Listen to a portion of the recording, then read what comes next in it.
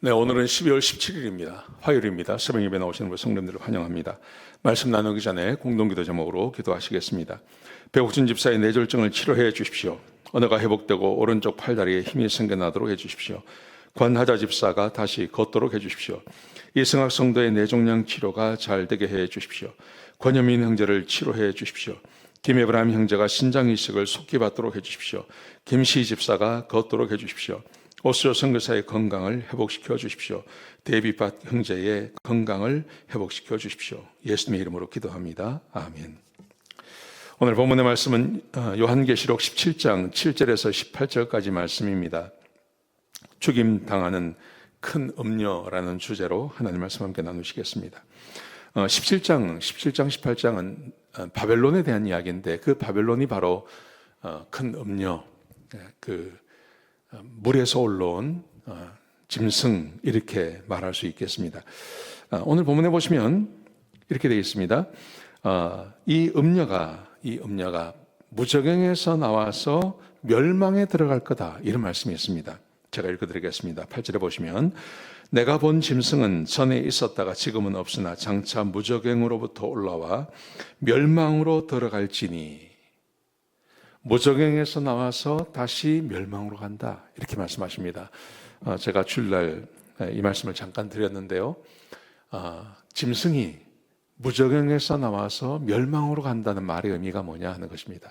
무저갱이라는 것은 영적인 것을 가두어 놓는 것, 지옥 같은 그런 이미지를 가지고 있죠. 그런데 영적인 이 존재인 이 큰 음녀, 이 큰 음녀를 묶었다, 무저갱에 집어넣었다라는 것이 그게 그 장소적인 위치적인 의미냐 하는 것이죠. 많은 학자들이 그게 아니라고 이야기합니다. 그러면 무저갱에 들어갔다라는 말이 무슨 말일까요? 이 말의 의미는 예수 그리스도께서 십자가에서 죽으시고 부활하심으로 마귀가 마음대로 활동할 수 있는 그 자유가 제한되어진다는 겁니다. 예수 그리스도께서 죽으시고 부활하심으로 그를 믿는 자녀들이 하나님의 백성이 되고 그리고 하나님의 말씀을 따라 살 수 있습니다. 그러므로 그 영향은 마귀가 이 그리스도인들을 함부로 할 수 없게 된 거예요. 그래서 이것을 무저갱에 들어갔다고 이야기합니다. 그러면 무저갱에서 나와서 멸망으로 들어간다는 말이 무슨 말일까요? 이것은 마귀가 마지막에 하나님께 심판받는 이야기를 말하는 겁니다. 지옥에 들어가는 것, 영원한 지옥에 던져지는 것을 말하는 거죠. 지옥은 예수 믿지 않는 사람만 가는 게 아니라 마귀도 지옥에 던져집니다. 그래서 무저갱에서 나와서 이제는 영원한 심판을 받고 그리고 저 깊은 지옥으로 던져진다고 말씀하십니다. 이 마귀, 이제 제가 지난 토요일 날 말씀드렸는데요. 주일날도 말씀드리고, 이 마귀, 요한계시록 15장, 16장, 17장, 18장을 쭉 읽어보시면 거기에 세 종류가 나옵니다. 첫 번째가 용이 나오죠. 용은 사탄을 말하는 것입니다. 그다음에 두 번째가 짐승이 둘이 있는데 하나는 바다에서 올라온, 물에서 올라온 짐승이 있습니다. 이 짐승이 있고 그 다음에 땅에서 올라온 짐승이 있습니다. 셋이 있습니다. 많은 학자들이 이 셋을 이렇게 표현합니다. 성부, 성자, 성령으로 대비합니다. 마귀는 스스로 뭔가를 할 수 있는 능력이 별로 없습니다. 그래서 흉내를 내는데 하나님 흉내를 내는 거죠. 하나님께서 성부 하나님과 성자 하나님과 성령 하나님이 계시듯이 마귀에게도 셋이 있는 거예요. 마귀라고 하는 마귀가 있고요. 그 밑에 이 마귀가 권세를 넘겨준 짐승, 물에서 올라온 짐승이 있고요. 그 다음에 이 짐승을 서포트해주는, 도와주는 땅에서 올라온 짐승이 있습니다. 이게 요한계시록에 등장하는 하나님의 백성들을 괴롭히는 새 존재를 말하는 것입니다. 자, 그런데 성부, 성자, 성령하고 이 셋하고 어떤 차이가 있냐 하면 성경에 보시면 뭐 비슷한 일을 하는 것 같아요. 예를 들면 16장에 보시면 이 짐승이 죽었다가 살아났다는 이야기가 있어요. 그런데 그 성경 가만히 읽어보시면 죽은 것 같았다가 다시 살아났다 그래요. 완전히 죽은 게 아니에요. 죽은 것 같았다가 살아났다 이렇게 이야기합니다. 여러분, 예수님께서는 완전히 죽으셨다가 부활하셨어요. 이것도 흉내를 내는 겁니다. 죽은 것 같이 했다가 살아났다. 그래서 많은 사람들이 이 짐승을 막 하나님처럼 대우해 주죠. 그런데 결정적인 차이가 있습니다. 성부, 성자, 성령과 마귀, 그리고 두 번째 짐승, 세 번째 짐승이라고 하는 요것들하고 어떤 차이가 있냐면 성부와 성자와 성령님은 끝까지 서로 사랑하십니다. 성부가 성자를 사랑하시고 성자가 성부를 높이시고 그리고 성령과 성자가 함께 지내시며 성부와 성자와 성령은 서로 사랑하는 관계 안에서 서로 지내십니다. 그런데 오늘 본문에 보시면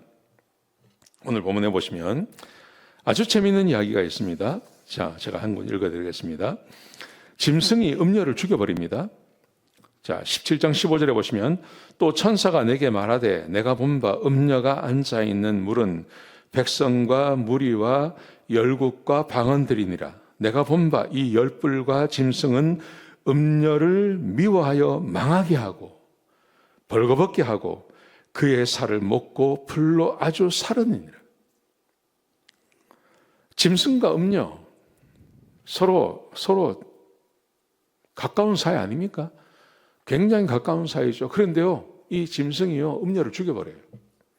자기들끼리 서로 죽여버려요. 성부와 성자와 성령님은 끝까지 서로 사랑하며 지내십니다. 그런데 짐승과 음녀 이것들은 끝까지 사랑하며 지내지 않습니다. 어느 정도 이용해 먹다 그냥 죽여버립니다. 자, 그런데 아주 재미있는 말씀이 있습니다. 17절에 보시면 보세요. 이는 하나님이 자기 뜻대로 할 마음을 그들에게 주사 한 뜻을 이루게 하시고, 짐승이 음녀를 죽여버렸습니다. 근데 짐승이 왜 음녀를 죽였냐 하면 이렇게 말합니다. 이는 하나님이 자기 뜻대로 할 마음을 그들에게 주사 하나님께서 죽이셨다는 겁니다. 마귀가 자기 마음대로 할 수 있는 것 같지만 그렇지 않습니다. 하나님의 손아귀 있습니다. 하나님께서 허락하신 것만 할 수 있습니다. 하나님께서 금지하시면 어떤 것도 할 수 없습니다. 그런데 오늘 이 본문에서 보시면 하나님께서 짐승이 음녀를 죽이도록 명령하셨습니다. 그러자 짐승이 음녀를 죽여버립니다. 하나님의 손아귀 아래에 있다는 말이죠. 하나님이 세상의 주인이라는 의미죠. 여러분, 하나님의 자녀로 살아가는 것이 얼마나 복된지 모릅니다. 마귀는 서로 죽이고 서로 잡아먹습니다. 마귀가 역사하는 곳에 언제나 슬픔이 있고 어둠이 있고 죽음이 있고 배반이 있고 배신이 있습니다. 그런데 하나님이 역사하시는 곳에는 그렇지 않습니다. 하나님이 거룩하신 것처럼 그의 백성들도 거룩하게 살아가는 것입니다. 오늘 이 본문이 우리에게 주고 있는 교훈은 그것입니다. 죽임당하는 큰 음녀, 아무리 사탄을 위해서, 짐승을 위해서 쓰임받고 그들을 높이고 하다가는요, 결국은 죽임당하는 거예요. 하나님께서 마귀를 높이시는 건, 마귀를 높이는 자들, 마귀를 따르는 자들, 마귀를 경배하는 자를 그냥 두지 않습니다. 그들을 다 죽여버리십니다. 심판받게 하십니다. 그런데 누구 손에 죽게 하냐면 마귀 손에 죽게 하는 겁니다. 짐승 손에 죽게 하는 겁니다. 지금까지 자기가 높였던 그 자에게 죽임받게 하는 것입니다. 그럼 이것이 하나님의 뜻이라는 거죠. 얼마나 무서운지 모릅니다. 여러분, 그러므로 우리는 마귀를 섬기는 것이 아니라 하나님을 섬기셔야 됩니다. 하나님만 바라보셔야 됩니다. 하나님을 예배하고 하나님을 찬양하고 하나님께 영광을 돌리는 그런 귀한 하루가 되어야 할 것입니다. 우리가 주님 안에 계시면 주께서 우리를 버리지 않습니다. 네, 이런 은혜가 함께 하시기를 주의 이름으로 축복합니다. 기도하시겠습니다. 아버지 하나님, 감사합니다. 하나님, 우리에게 은혜를 주시고 하나님의 백성 삼아 주셨습니다. 이 말씀 잊어버리지 아니하고 평생 하나님만 섬기는 주의 백성으로 살아가게 하여 주옵소서. 주님 감사합니다. 예수님의 귀하신 이름으로 간절히 기도드렸습니다. 아멘.